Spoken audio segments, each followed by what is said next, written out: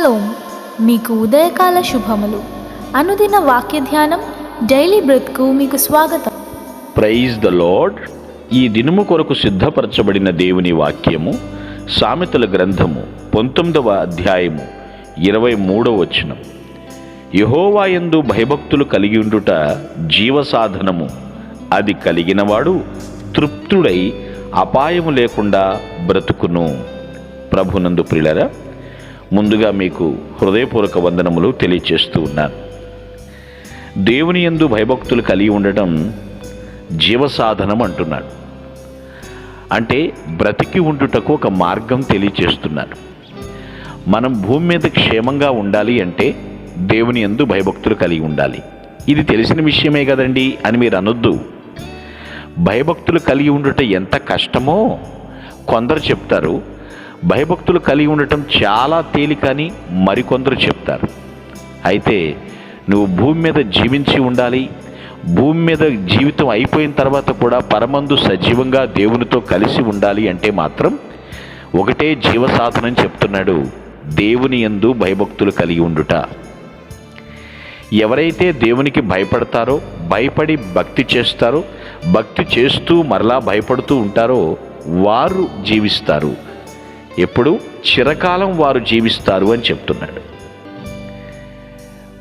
మనిషి కనిపించినప్పుడు వణికిపోవటం వేరు, మనిషి లేనప్పుడు లెక్కలేనితనంగా మాట్లాడడం వేరు. అతి వినయం ధూర్త లక్షణం అనే మాట మనకు తెలుసు కదా. గడగడ వణుకుచూ యెహోవాను సేవించుడి అన్న పదం ఈ సమయమందు గుర్తుకు రావాలి మనకి. భక్తి కలిగిన వారు ధైర్యముగా ఉంటారనేటువంటి వచనం కూడా జ్ఞాపకం చేసుకోవాలి మనం. అదే ఇక్కడ రెండో మాటలు అంటాడు, ఎవరైతే ఆ జీవసాధనం కలిగి ఉంటారో వాళ్ళు తృప్తిగా ఉంటారు. గ్రహిస్తున్నారా ప్రియులారా? తృప్తి గురించి మాట్లాడుతున్నాడు. భయం ఉండదట, తృప్తి ఉంటుంది. అంటే ఆ వణకటం, ఆ షివరింగ్ పోతుంది, సాటిస్ఫాక్షన్ వస్తుంది. దేన్ని బట్టి? దేవునికి భయపడితే మరి దేనికి భయపడని అవసరం లేదు అని భక్తులు చెప్తున్నారు. ముందు నీవు దేవునికి భయపడు, ఇక మరి తర్వాత మరి దేనికి నీ భయపడని అవసరం లేదు. నువ్వు ఏ పని చేస్తున్నా ఆయన చూస్తున్నాడు. ఈరోజు నేను ఆయన్ని ఆరాధించాలి, భక్తి కనపరచాలి, అప్పుడు నీకు తృప్తి. ఇంట నిండా సిరి సంపదలు లేకున్నా పర్వాలేదు, మది నిండా మహోన్నతుడు నిండి ఉండాలన్న సంగతి మరచిపోవద్దు. ఆయన తృప్తినిచ్చువాడు, సంతృప్తినిచ్చువాడు. ఆయన అపాయం లేకుండా బ్రతకాలి మనమండి. కొందరిని ఉద్దేశించి కొందరు పలుకుతున్న భాషితాలు భలే ఉంటాయండి. ఎలా బతికేస్తున్నారా మీరు అంటారు, ఏ విధంగా మీ జీవితం ముందుకు వెళ్ళదీస్తున్నారు అంటారు.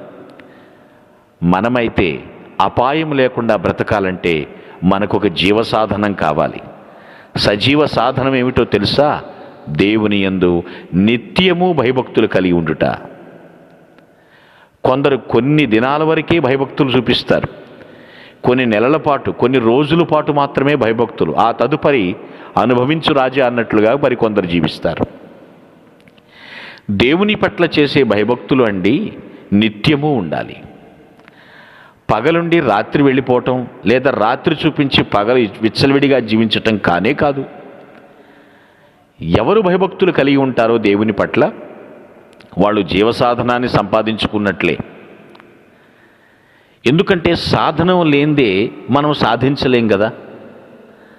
జీవసాధనం లేనిదే జీవించలేము అన్న సంగతి గుర్తుపెట్టుకుందాం. సో నేను ఎక్కువ కాలం బ్రతకాలి, ఎక్కువ కాలం దేవుని భూమి మీద మహిమపరచాలి, ఆరాధించాలి అని నువ్వు అనుకున్నట్లయితే గడగడ వణుకుచూ యెహోవాను సేవించు, ఆయన పట్ల భక్తి ప్రపత్తులు చూపించు. అది పైపై వేషధారణ కాకుండా ఉండటానికి జాగ్రత్త పడు. నీ గుండె లోతుల్లో నుంచి దేవునికి నీ భక్తిని ప్రదర్శించడానికి ప్రయత్నించు.